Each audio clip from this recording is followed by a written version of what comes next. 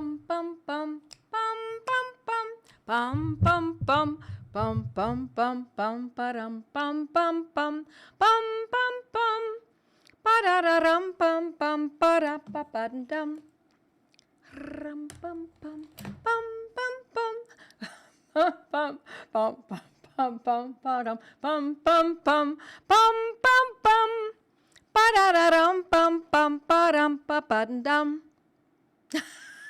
Hi, everyone. Oh, you are all so kind. You're so sweet. Merry Christmas. Hi, Harry. Hi, Antoinette. Hi, Beverly and Laura and Janice, New Hampshire, and Susan from Ohio. Oh, my gosh, it's so good to see everyone.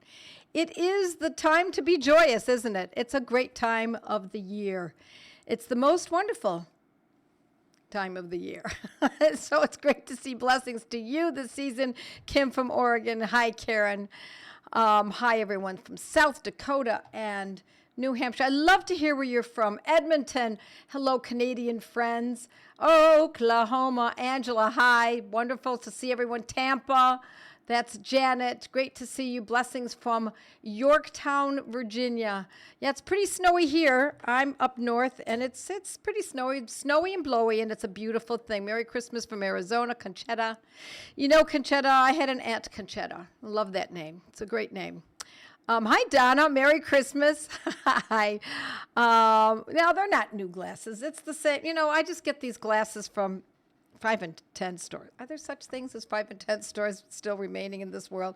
Yeah, I mean, I get them all kinds of places. They're just reading glasses, so I have them all over the house. Hi, friends. My name is Joette Calabrese, and we're here on Monday night, as we do every single Monday night at 8 o'clock Eastern Time. We do that one thing and one thing only, and that is we talk about homeopathy. I teach you what I know. I try to share information so that you can really get going. Hi, Barb. Hi, Barb from South Bend, Indiana. Mark's mom, I know who you are, Barb. I miss you, sweetie. I miss you.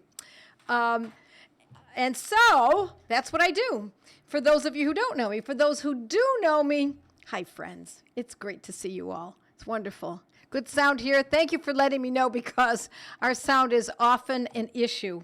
So I got the microphone good and close, and it's Christmas time, and we have things to talk about, don't we?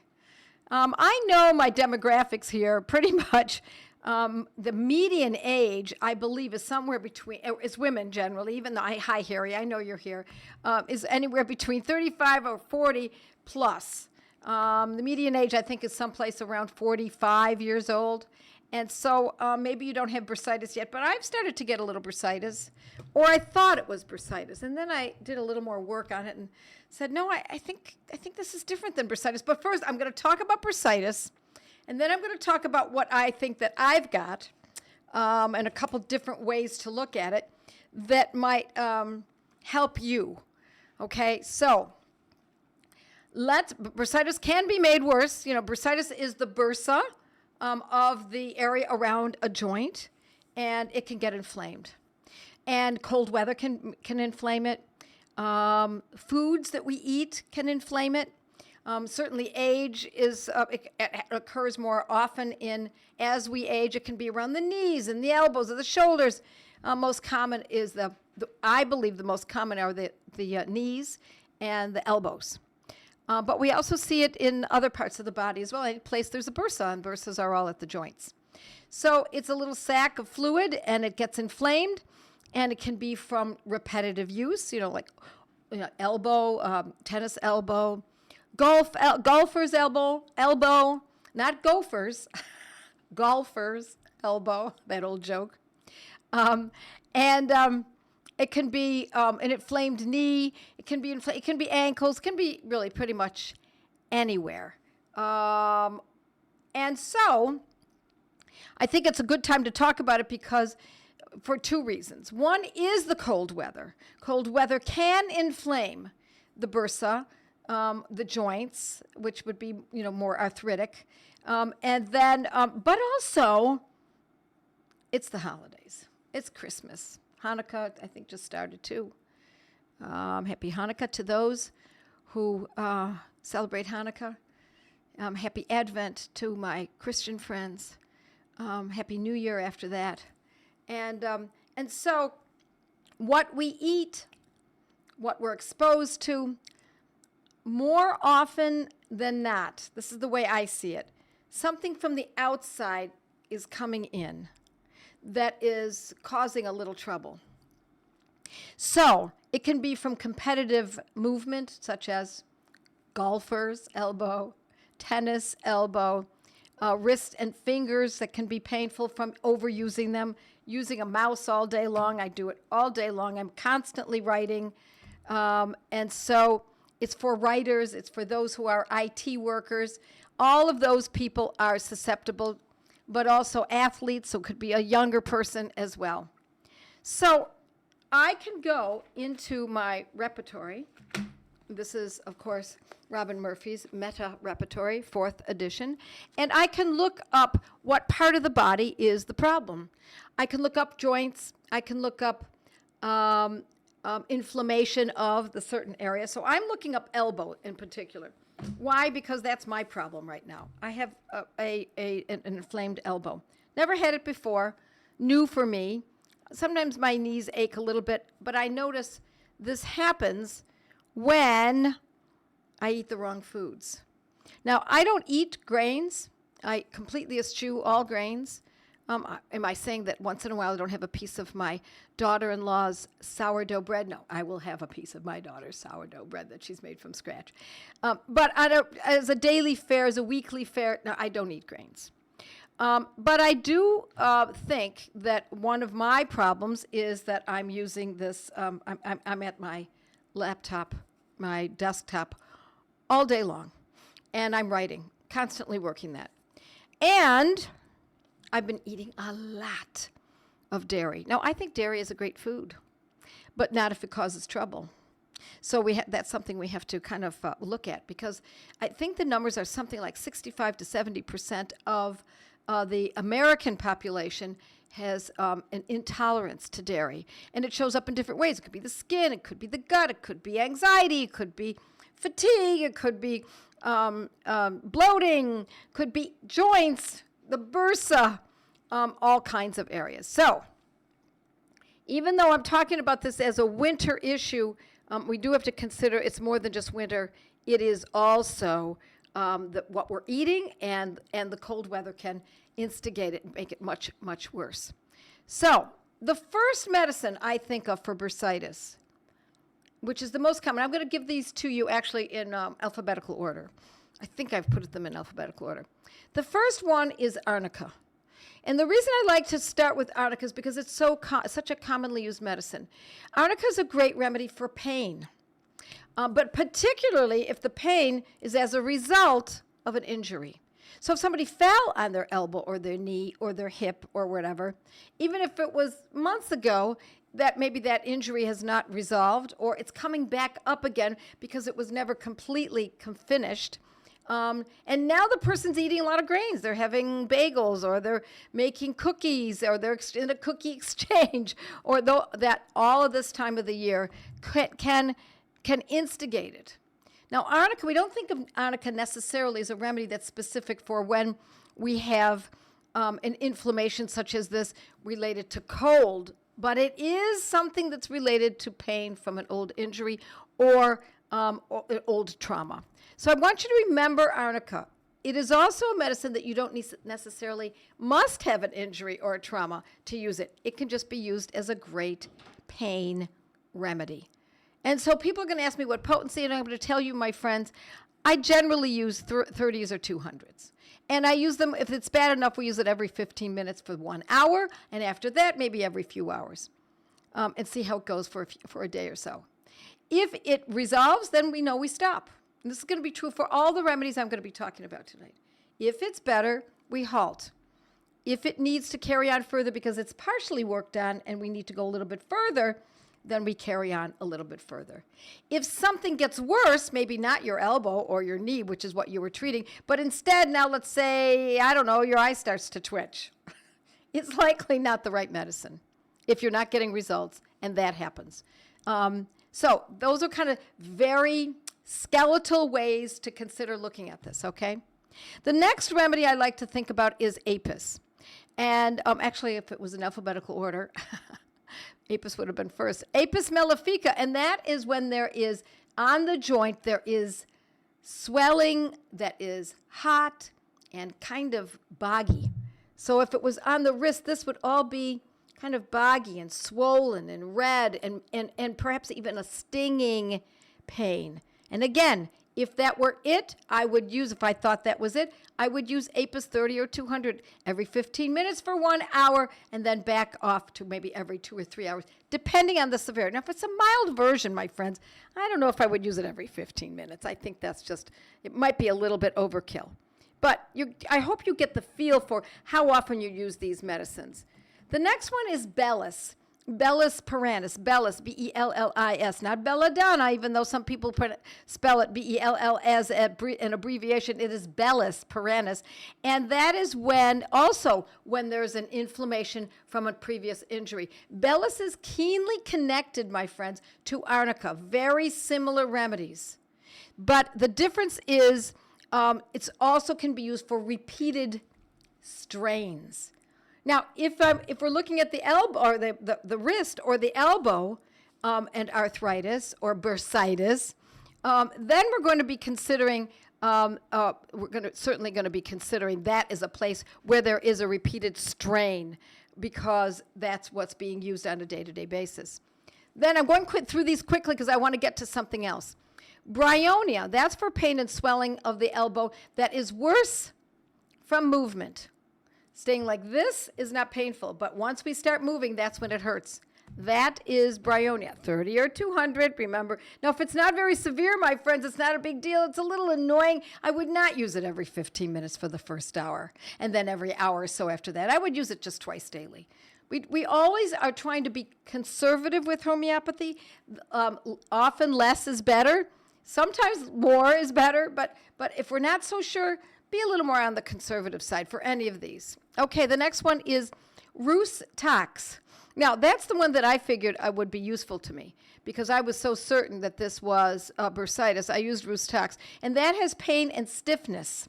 Worse on first getting up in the morning, and especially if the person has arthritis elsewhere or has had arthritis in the past, has used Rhus tox, R-H-U-S, second word, tox, T-O-X, then you know that this could be a remedy that could be considered. Now, I'm giving you all of these because there's so many different ways to look at something like bursitis or arthritis. I thought Rhus tox was going to help me because Rhus tox has helped me so much in the past. When I've had a little arthritis here or there, I take a couple doses of Rhus tox, and Bob's my uncle. Then there's Ruta. Ruta is another one that I actually tried for this. And then I'll tell you what I ended up doing. There's a lot of stiffness with Ruta, very closely related to Rhus tox. They're often confused. Ruta is R-U-T-A. Second word is graveolens. I know I'm going quickly, but you can watch this again, so you can jot things down if you need to at a later date. Then there is silica with excessive swelling, especially at the elbow. I'm not going to go through too many more because we got a lot of remedies to consider. Causticum, spongia, calcarb. Now, let me tell you what I ended up doing. Because I thought that what I had was bursitis. And then I thought about it, and this is what I want you all to do. So I want you to learn from my mistake. My mistake must be bursitis because it's right on my elbow, and it must be the bursa. And then I thought about it. I have pain right here, right as I touch this area, and that's called the condyle. It's the end, it's the rounded part of the bone that is like kind of a protuberance at the end of the bone. And that is the medial area because of the side that it's on. And it's epicondylitis is what I believe that I've got. And it's called golfer's elbow often, which is kind of interesting. I don't play golf, but I am at my computer all day long. I'm typing, writing, and responding all day long. So this is what I did. I decided that that was what I was going to consider very strongly. I went into my repertory, and I went to elbows. I'm on page 600, am I 680? Hold on a second.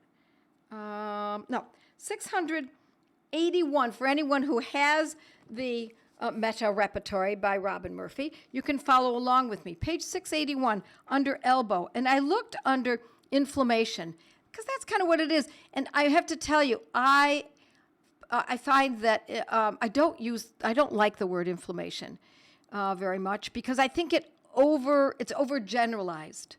But in this case, I didn't really know how else to explain it, and I went through all of these rubrics. When I went to the elbow section, my friends, I got my finger, and I went down and looked at every single one of those rubrics under elbow.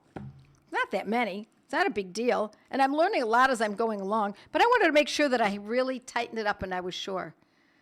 So what I found was elbow, under elbows, on page 681, inflammation, and then condyles, around. That's the sub-rubric, condyles, around, so around the condyles. And there are 1, 2, 3, 4, 5, 6, 7, 8, 9, 10, about 20 remedies there, and that's not a lot. The most important ones are calcarb and rhododendron. Now, rhododendron is a great remedy for inflammation of the condyles, for the elbow in general, for joints, for bursitis. It's also one of our great remedies. Rhododendron. Yes, it's the flower. Yes, it is. But then I looked at, these are the main remedies. I'm going to read them to you. Agaricus, I wrote them down on over here too. Agaricus, ambrosia, anacardium, antar, aurum, calcarb, which was bold, calcphos, chelidonium, China S, hypericum, Kelly chloride, plumbum, rhododendron, very important, bold, rustox, rudosilica, and symphytum. Now, I love the medicine calcphos for me. It's one of my favorite medicines. It's a cell salt. Why do I love this medicine so much? Because it has helped me in the past with a bone infection. It's helped me in the past with sleep. It is also one of those medicines that it's not only for this kind of person, but it really pegs it nicely. It is specifically for a small woman with a lot of energy. I think that's me. So it's a great medicine for me. I've used it in the past. I would not likely choose a medicine based on only that, because I want a more of a 3 or 4-legged stool. But because it has helped me so much in other areas around in relationship to bones, I really like calcphos. But I'm also going to tell you my other favorite remedy in this group, and somebody already got it. Somebody already figured it out. And it doesn't surprise me who it is. Let's see if I can find that. Phoenicia, symphytum. I'm so on it. It is symphytum, I believe. I love symphytum, Symphytum, even though it is not one of the bold medicines in the repertory here. Even though calcphos is not a bold medicine in the repertory here. I am going, absolutely, Susie B says, yes, symphytum for sure. Once I recognized that this was on the bone itself, it was not the bursa.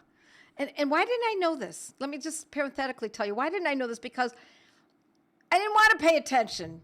I don't want to pay attention to my elbow. I just want to get it out there. I just want to get my work done, finish my day, spend time with my family. That's what I want to do. So I've not even started it yet, but I'll let you know how it goes next week. I'm going to start Symphytum 200 mixed with calcphos 3. That, my friends, is a Banerjee protocol for anything bone. Anything on the bone. Not necessarily around but on the bone. It is the bone. It's right on that rounded bone. Right there. And so, my friends, that's what I'm going to start using. And I'm going to share that with you next week to let you know how I'm doing with that. And I wrote this prompt for tonight. What was it? Maybe 5 days ago. That's when this started to hurt. And I thought, you know what? This is going to force me to pay attention to my elbow because I don't want to. And yes, it's a denial. I don't want to pay attention to illness. Now, if I were really, really suffering, then I might go further and I might dig a little bit deeper. Okay, let's see what everybody's saying. Burning pain, worse sleeping on the painful side. People are asking. Burning pain if you're saying in the bursa. First, you want to recognize, Melissa, that the most important thing is you want to know, is this a joint? Is it joint pain, so it's arthritis? Is it the bursa that's the soft, the sort of the liquidy part, semi-liquidy part around the joint, around joints? Or is it something else? Is it the actual pain on the bone itself? That's what you want to determine. Because otherwise, if we're guessing, like what I did, I took Rustox, did nothing. And I would notice it. I would notice a shift within a day or so for something like this. Why would I notice it so quickly? I'd like to know what you think. Why would I notice it so quickly?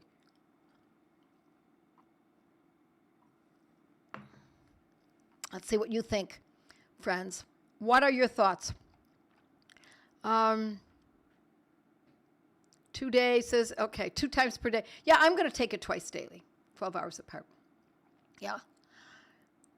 What is the key to knowing if it is bursa or something else? The key is, where is that pain? You're going to do it online. It's not homeopathy is not going to tell you what it is. Homeopathy is going to give you the remedies choices. Instead, what you're going to have to look up is, what is it that I have? And go online and look it up. You're just going to have to poke around and figure out what it is. Because that's on you. It's not on homeopathy to tell you what your condition is, okay? No, Marge says it's because I'm not on meds. Well, I'm not on meds. That's right. Because I'm super awesome. You people are so funny. Because it's the correct remedy. Now, I'll tell you why. I think I would go away pretty quickly because this is an acute and it's short-lived. I've not had this for years. It's never been met with drugs. I think that helps. It's not the only reason, but because it's fairly new, it's only about 5 days old. I believe that once I start the Symphytum 200 mixed with Calc-Phos, and I'm going to use it in a 3, Calc-Phos 3, Symphytum 2, I'm going to say it again so you get it. Symphytum 200 mixed with Calc-Phos 3 twice daily. I think it's going to go in a day or so. I'm going to notice a difference so that when I press on the rounded aspect of that bone, let me just look at my notes here. That it's not going to be as painful. It's not going to be as tender because that's what it is. It's mostly tender. So the condyle, which is that right here, it's not around the whole elbow. It's not on the outside. That's tennis elbow. On the inside is gopher's or golfer's elbow. We have to figure out what exactly it is before we can actually treat it, even though we have symptoms. Now, sometimes we don't know what something is, right? Sometimes it's in the gut. It's someplace in the area of the belly. We don't know. Is that pancreas? Is it gallbladder? Is it the stomach? I just don't know where it is. Then we have to kind of take a little more of a guess, unless we go for tests and MRIs and go for those kinds of indicate a test so that you can indicate what it is exactly. You folks are so funny. Can we take 2 remedies separately, or I have to get the Banerjee all in one combo ready from OH? I would take them simultaneously. You can get 1 bottle of one and another bottle of one bottle of Symphytum and the other bottle of Calc-Phos 3, and put remedy, 1 dose in here and hold it in your mouth, and the other dose of the other remedy in your mouth. So you're still taking it simultaneously. You don't need to get it from OHM, but boy, it sure is convenient. I happen to have it. Warmth for bursitis. Now, here's the thing. Sometimes warmth helps bursitis. Sometimes coolness helps bursitis. And that's what you want to determine. Be careful that you don't, I love chiropractors. So let me just start by saying that. And occupational therapists and physical therapists, I think they're all great. I love people who do body work. But I also have to tell you that a lot of times they'll say just ice it. And what they're saying is just to keep the inflammation down. I disagree. I think keeping the inflammation down from ice is not a good plan. I don't know that it would do damage, but it's not giving you good information. It's not allowing it to show you what's going on, number one. Number two, I think the body needs to get inflamed to a certain degree so that it can do the work it needs to do. Okay, here we go. Kathy says, wow, Joette, I use Symphytum and Calc-Phos for my inflamed SI joint. My grandson with a broken jaw is using this. With my other grandson is using it for scoliosis. Symphytum, thank you for saying this, Kathy. Symphytum 200 with Calc-Phos 3 is used for all three of those conditions. Yes. It is any time there is a bone condition, even though in the repertory it doesn't show up that way. We know the repertory is a beautiful map, but it's not perfect. All the roads are not mapped out. And as more repertories come out, subsequent to Robin Murphy, I don't know if anyone else is ever going to take up Robin Murphy's work where he left off, but it is a very good place to start. But I hadn't even thought of Symphytum Calc-Phos because I wasn't even thinking it was my bone. I thought it was the bursa. But when I went to it and I said, this is the condyle, and there's Symphytum, there's Calc-Phos, and so I know that the Banerjee protocol is to combine them. I have to be careful with heat. Too much made my broken shoulder hurt from inflammation. Yes, Pat, you're absolutely right. I think we need to be careful with forcing something to go a certain way. I think we want some little bit of inflammation to a certain degree. Doc, my elbow hurts when I press it here. Allopath response, stop pressing it. I looked at that just now, and I knew as I was reading it, I didn't look at the name. I knew it was going to be from Harry. Don't touch that anymore. If it hurts, don't touch it. Oh, wow, I have white rabbit syndrome. I'm late for a very important date, darn Lynn. Don't worry, you'll get this information. I think it's up in about half an hour or so. It'll be up and you'll be able to watch it again. Beverly, Harry, so did my dad, but he was trying to be funny. Doctors are not. Okay. Ice restricts the blood flow. Thank you, Pat. You're absolutely right. Ice restricts the blood flow. And other areas too. But my sense is that we should not be forcing something to reduce. Instead, we're going to use homeopathy. And I'm also going to cut back on the dairy. I'm going to try. I mean, my son, has been making this unbelievable L-Reuteri cream yogurt. Oh, my friends. I try to eat just a half a cup a day. I'm having a hard time doing it. It is beyond delicious. It tastes like creme fraiche. Okay, I have a similar situation with someone. If they hit something, it grows a bone growth there. My friend has a growth on her knee. I thought about using this mix, but wondered if I needed to dig deeper because of the cause. Mindy, I think that's a good point. But there's a growth. Okay, I know my students know this remedy. Not that I wouldn't use Symphytum Calc-Phos. There's another remedy for growths, for exostosis. I would call it exostosis on the bone, right? I love that yogurt too, says Pam. Okay. Ice is for dead people, no flow. Jennifer says. Ice is also bad in TCM for another reason, not to ice. Okay, let's see what else. We wish that simple, Harry. Unfortunately, I think they're more often say, take this drug. That's right. Yes, Pat, you've made the whole milk pancakes twice. Aren't they to die for? Someday I'll talk about that soon. Well, calc floor, silica, good choice. Cindy S., thank you. Hecla lava for exostosis. It's the first remedy I think of. It doesn't mean that calc floor can't be it. It doesn't mean that silica can also not be it, that you can't consider those. Maureen says Hecla lava for bone growths. Yes. Yes, overgrowth of the bones. Do I love you people? I just love your responses. You are creme de la creme, my friends. I can't tell you how much I appreciate your time with me. I can't tell you how much I love being with people of your caliber. And what is that caliber? Curious, interested, willing to look it up, willing to learning from each other, but also buying the books and diving in and taking the courses. It's just Hecla lava, says Maureen. That's what Cindy says, Hecla lava. Yes, absolutely. What potency? I use 30s and 200s. There we go. Yes. I'm going to tell you that generally I'm going to use 30s or 200s. 6s are really great for certain circumstances. 1Ms are occasional too. Would Hecla lava work for bony scar tissue after an injury? Scar tissue's might be a little different. It's possible. It's certainly possible. I think I used Hecla lava for plantar fasciitis. Yes. Yes. You raise us all up, Joette, says Shannon. Thank you. You teach us well. Conchetta, do you have the recipe for the pancakes? Okay. Let's tell us really quickly what the pancake recipe is. Let's see if I can remember it. It's 1.5 cups of powdered milk. I use powdered cream because I'm looking for fewer carbs. I mix it with, I think this is right, 3 eggs and baking powder. Teaspoon of baking powder. So the baking powder goes in with the dried, dehydrated milk or cream. Mix those 3 ingredients together, and it turns into a batter. And then you pour it into the frying pan with butter. The butter is all hot in the frying pan. It makes pancakes. Now, I don't eat it with maple syrup. My family eats it with just more butter on top. So it's cream with eggs and butter. It's fantastic. Yes. There we go. Pat says 1.5 cups of milk powder, 1 teaspoon of baking powder, and 2 to 3 eggs. I did it. I remembered it from scratch. Yes. It is a fabulous recipe, friends. The only problem is the powdered cream is so expensive.